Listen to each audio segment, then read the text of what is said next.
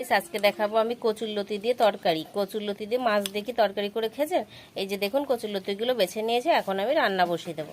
কড়াইতে তেল দিয়ে দিয়েছি, তেল গরম হয়ে গেছে। ফোড়নে দিয়ে দেবো জিরে আর রাঁধুনি, রসুন দিয়ে দেবো, চিড়ে রাখা কাঁচা লঙ্কা, ঢেলে দেবো বেছে রাখা কচুরলতি, লবণ হলুদ দিয়ে নেড়ে চেড়ে নেবো।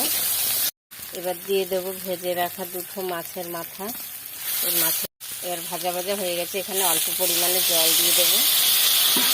ভালোই লতিগুলো সিদ্ধ হয়ে গেছে, তাই বেশি জল দেবো না, তাহলে ঘ্যাটা ঘ্যাটা হয়ে যাবে। এই যে দেখুন এখন কিন্তু হয়ে গেছে লতিগুলো, দেখুন কত সুন্দর আস্তে আস্তে রয়েছে, আবার এদিকে গলে গেছে। তাহলে এই পর্যায়ে আমি এখন এটা নামিয়ে নেব। তাহলে এই যে দেখুন তৈরি হয়ে গেছে পারফেক্ট কচুর তরকারি, কচুর লতির তরকারি। এইভাবে আপনারাও বাড়িতে তৈরি করে খান, দেখুন খেতে কিন্তু দারুণ স্বাদের হয় এই কচুর লতি।